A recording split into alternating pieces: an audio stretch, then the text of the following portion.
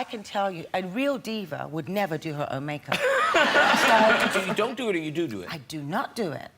I do not touch this face. I dare you to suggest it. I've got great makeup artists and great friends, like family for years that I love and I trust to sit in the chair. I must go back to Blue Lagoon. You were 15, and it was quite provocative. Yes. And it would have been provocative for anyone, I suppose, and would have got all that attention. But because you had done Pretty Baby at 11, I guess, did that make people pay more attention to Blue Lagoon because of you'd been in that movie? You know, I mean, I think that the controversy has always sort of surrounded me, and to sort of start off in a Louis Malle movie that gets banned and play a young prostitute, you know, it sort of set me on a path as far as how people were perceiving me. And that just got perpetuated, you know, and then it became sort of very disjointed when I was America's sweetheart, or I talked about not doing drugs, or not losing your virginity, or any of those things. So it was just a complete paradox. I mean, it didn't make any sense. Because, yeah, that's the funny thing, because you were actually pure as the driven snow. I mean, you were very public about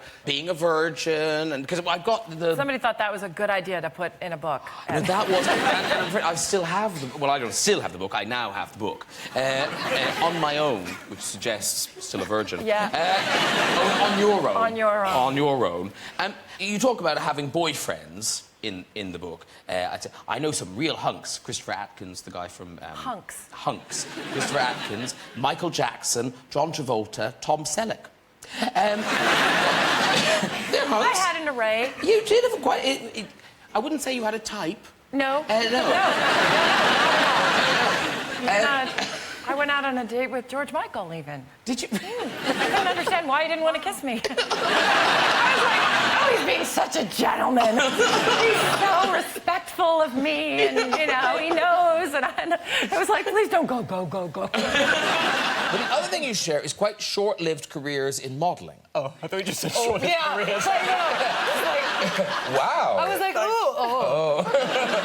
Happy New Year. Yeah.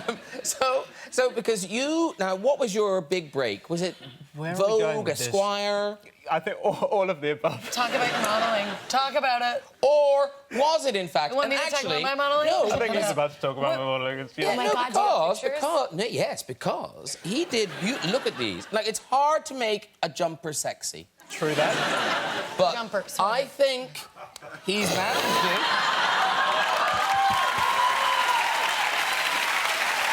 Has wool ever looked hotter? I mean, seriously. Here's the thing. Your sweater has eyeballs. That was a high point. But I think you can actually still buy that, and it's the point of that is you can learn to knit it yourself.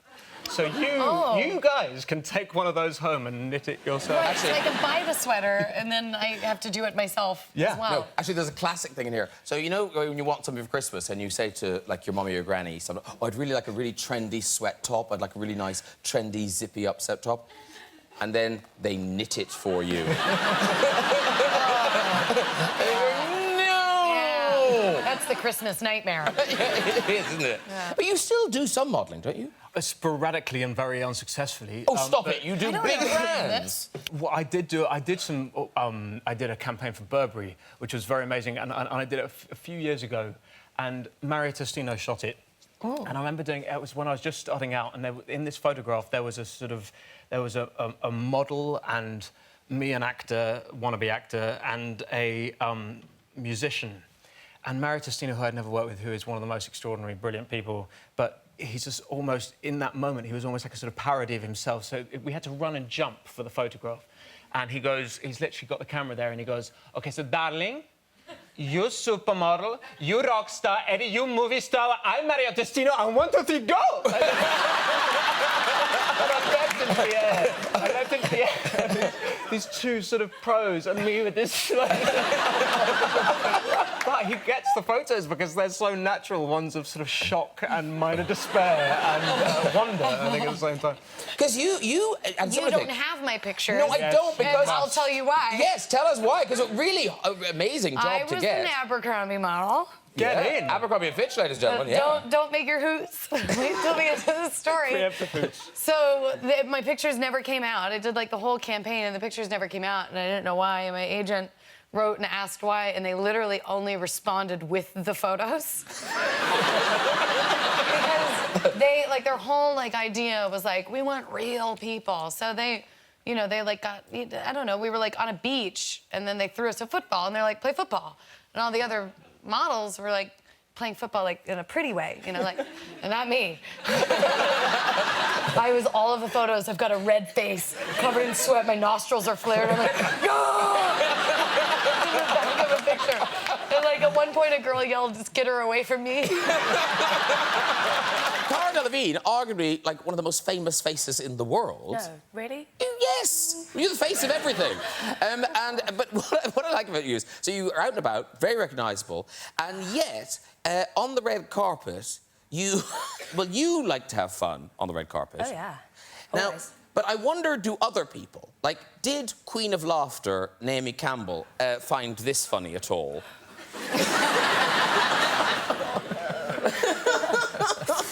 She wasn't best pleased.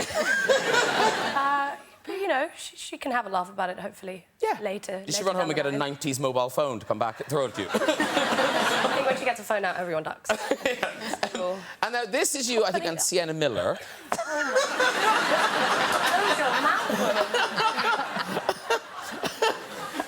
But this one is clever. This is like stealth photobombing. They will have had no idea till they developed the picture that this happened.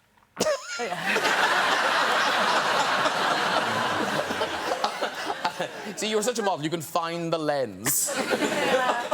And very quickly, we don't want to make anyone cry, but there are sad days in the publishing world in Australia. I don't know if you're aware of this, but I'm afraid Dolly magazine has shut its doors. And Dolly magazine was very important to you when you were starting out, wasn't it? Yeah. Yeah. Yeah. I got on the cover of Dolly magazine. Here we go. Oh, there you are on the cover of the magazine. Yeah. Looking stunning. They've got a giant Michael being Jackson. facetious? No, you look fabulous. I dyed my hair red. I was only like 14. Is your... It wasn't red like that. Everyone always thinks it was that red, and Yes. it wasn't. No, they dyed it red. Inside, though, some fabulous high fashion shots of you. Oh, God. No, this is beautiful. This just it gives you an idea of the quality of fashion in Dolly magazine. That is a lovely... It's a lovely shiny jacket, and I have to say, these rope seams, I'm not sure they ever caught on, the rope seam. I've never seen them before in my life. But this next picture, this is... You can tell. God, you're brutal. So no, there's only one more. I honestly wish my hair was like that now. It's so dreadful. Because I have to say, anyone that has curly hair that's young, keep your curly hair, don't straighten it, because after a while, you don't get your curls back. Really? So, no, they kind of become just frizz mass. I mean, that is frizz mass, but I kind of like that. But, yeah, it's gone. So I'm like an old woman now where I say, don't dye your hair and don't straighten your curls. I like that idea. You know, when photographers in movies, when they're doing, you know, fashion, and they're always like, oh, look sexy, or give me something, give me this, or, you know, try this. Yeah. Da, da, da. What had the photographer said Oh, you're so before this picture? Why aren't you doing this to anybody else?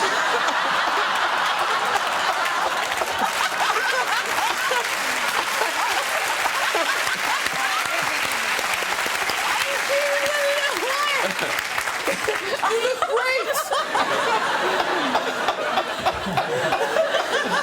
Is this the sort of thing you're after?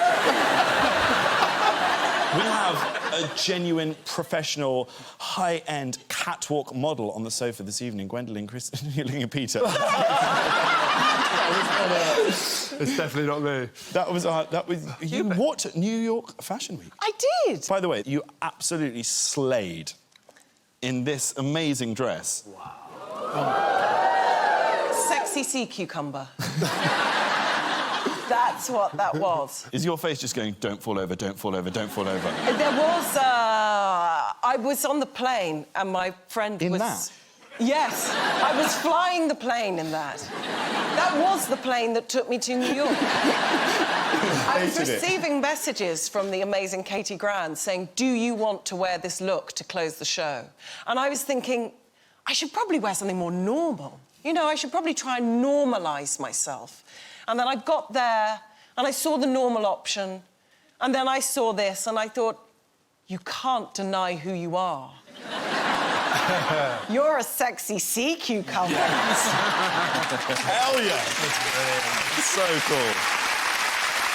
Well, you try to lead an ordinary life, but is it that every day on the school run the paparazzi are there? Yeah, there's this group of guys, there's like 20 of them, that stand outside the school gates and then they just take the pictures and send them to the Daily Mail, usually. Honestly, there are hundreds of these. This is just a tiny set. I have to say, you look fabulous in them all. Well, what people don't know is I'm usually on my way to work.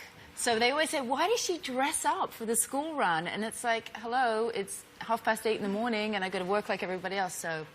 But also, Claudia Schiffer sends her kids to the same school. The other mothers must hate you. Yeah. Can you imagine showing up with a cornflake down your thing? It's like,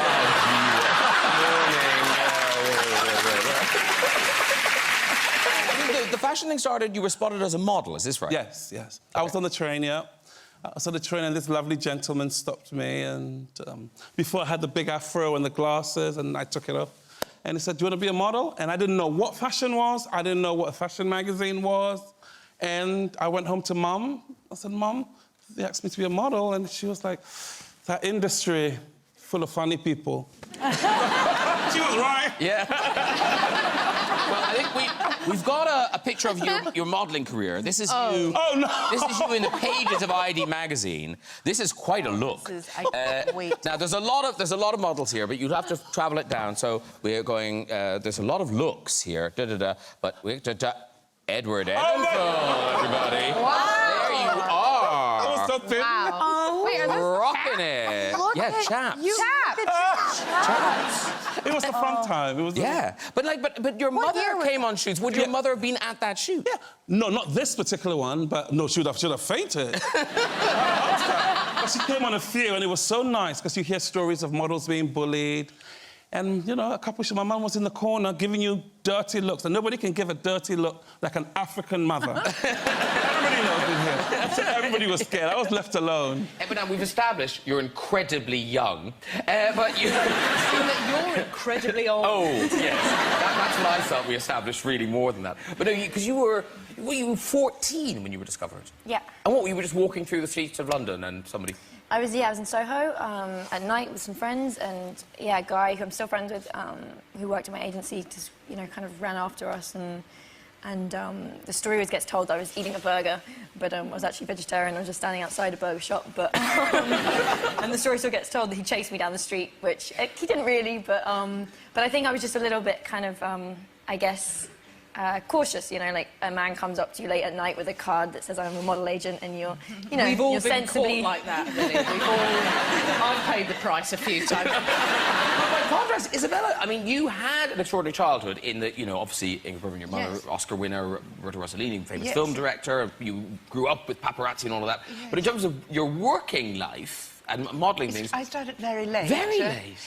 Partially because I think I was so intimidated because my family was so known. My mother had won 3 Oscars, Ingrid Bergman. My father was very established in Europe. We have a picture of the family that's there. a family. Yeah, that's Oh. mum and Now, dad. you on and the all of knee, that. or you... I am the one on my knee of my older brother. But so you were intimidated by the... Yeah, I think I was. And then when modeling came to me, the same, a little bit. It was a photographer, Bruce Webb, a fantastic photographer, who wanted to photograph me, and he was so charming, and I knew him socially.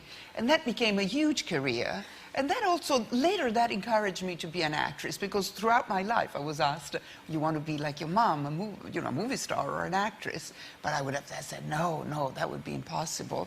But then, after many years of modeling, I felt that modeling and acting were similar, don't you? Because you don't really, they do want you thin and tall and, with certain eyes. But at the end, you as a model, you emote in front of the camera. It's emotion that the camera, if you stand like this, even if you have the perfect nose and the perfect eyes, doesn't make a photo. So the emotion is what you do, and that's what you do as an actress. I thought there were many similarities. You were a model before this, and like those go-sees... Yeah. They're more brutal. They're more brutal. They're worse. Sometimes they don't even look at you. They're just like, thank you. They take your card and, you know that you're meant to go in there and, walk or do something else, and they literally just, look at your card, look at you, and they're like, thank you, that'll be all. And you're just like... What do you do in the model ones? What do you mean? In the auditions, what do you do? Like, usually, like, it might be, if it's for a runway show, they want to see you walk. Yeah.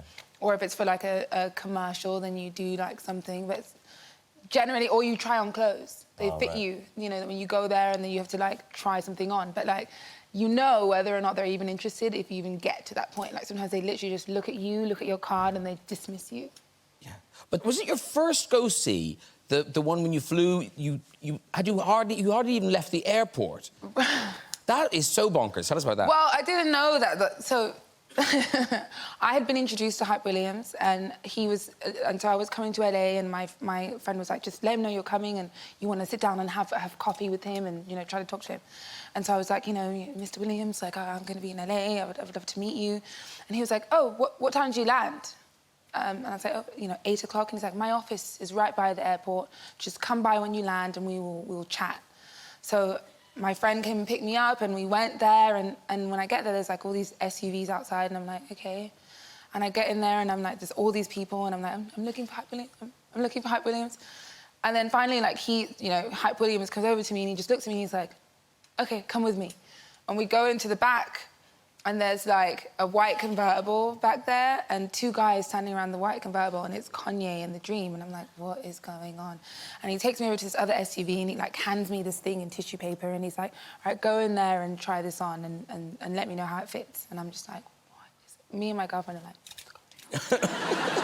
and I go in the trailer, and it's, like, this bandage Hervé Leger bathing suit, and I'm just like, so I put it on, I'm just in this place for like 15 minutes, nobody comes in, Hype doesn't come back, and nobody comes in.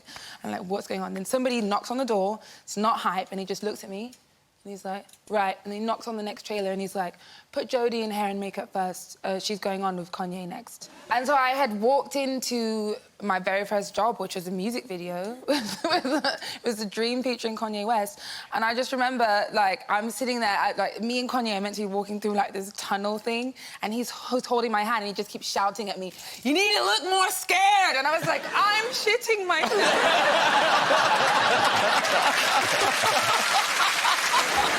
Joanna brought to AdFab all your modelling experience, and because, you know, you as a model, when you look through the old shots, you were incredible because you were quite proppy as a model. Oh, show me something. Fruit, smiling. No, wait, no. Yeah, so you can work a whole car. You can. Here's some shots. Smile. Oh, that's me. Yeah, working a car. Working a car. And accessorising a car with your shoes, which is hard to do. Yep. That's actually a handbag. It's not a car. And that was a little black wig. We had to provide all our own wigs and hairpieces. And then she's rocking a motorbike. Look at that. Now you want to buy that motorbike, don't you? That wasn't when I was modelling. That was when I was really old. I was 40 then. Really? Yeah, what were you doing? How old are you now? I was just doing...